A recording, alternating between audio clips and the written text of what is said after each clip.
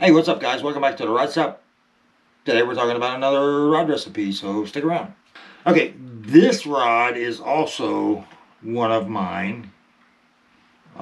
This is replacing the Cobra rod that I built, about a year ago. Over the July 4th weekend, I took it out fishing, and that had really turned into my light square bill rod. It handled the smaller square bills like a champ.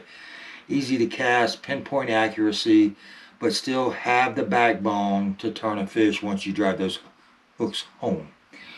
So this is built on the Rod Geeks B473. That's a carbon 4 blank. It's medium heavy, but it's also got the extra sensitive or extra soft tip. It's got an awful lot of flex in this portion of the blank, which gives you that ability to throw those lighter treble hook baits. You could also throw some lighter plastics with it, but right here, where it matters, you've got a lot of beef right there. So light in the tip, extra heavy in the power. Now, paired that with the Alps MVT reel seat, which you've seen me build a bunch of those because I'm really starting to like that for my personal arsenal. These are Forecast carbon fiber grips with the EVA butt cap. And then this was a pain. This is something that I saw that I tried to modify to do something different. This is actually the Dragon's scale pattern that you put down the kind of a cheating way, I guess. You use the fiberglass mesh tape. It was a challenge to get it lined up right. I actually did this before I mounted the grips in the reel seat. And then this is gold and silver and copper leaf over top of the mesh. Trying to get it to match this reel that's going on it. And so I was trying to pick up the cues from this Lew's Custom Pro reel. It's not exactly like I wanted. I put one coat of epoxy with a little bit of smoke in it, a little black, to try to tone down some of the bling. I think I'm going to do that again. I didn't want to go too heavy with it the first time, but when I get back into building this rod for myself, I'll bring you along and show you how I'm doing that.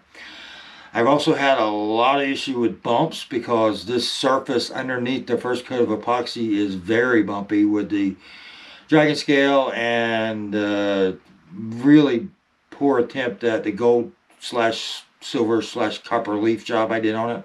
I'll do it better next time, but that was the first time I've ever played with that stuff. And you can't have any wind, no air conditioning, no anything going because it just blows everywhere. So I learned a lot. A lot of sticky fingers too with the sizing that went with it. But this is going to be my light crankbait rod, square bill rod mostly. Like I said, it's B473. I'm going to put Alps black stainless guides on it. I'll list the guide train as a kit that I bought from Voodoo. They've been really good guides so far. I've got them on a couple of my personal rods, and I built a couple rods for clients with those guides. They're easy to work with. They have very fine ground points already. They have the little bit of the waist in the single foot guide so you can lock in behind it and they won't come out. Great guides so far. I'm looking forward to putting them on this.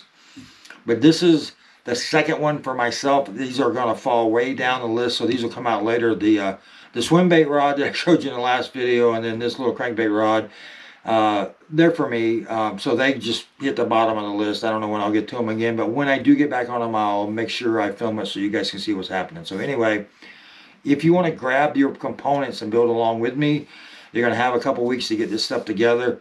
The people at Rod Geeks are great to order blanks from. The customer service is pretty awesome. They are now, I think they're all being made in the US now. If you haven't fished with a Rod Geeks blank or built on one, they are basically St. Croix blanks. It's the St. Croix engineering team that puts them together.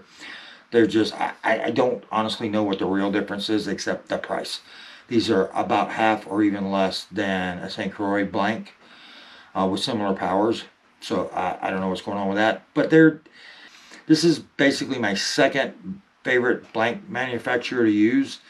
They used to be my first. When they were made in Mexico, you could get custom paint, automotive paint, in about 40 different colors, which was nice when you're building for clients and you're trying to match colors for somebody for presents or whatever, or match a rod, or match a sports team. Or I built a lot of them on sports team themes. But anyway, B473 medium heavy, extra sensitive tip, small crankbait rod coming soon. So thanks for watching, guys. I'll see you next time.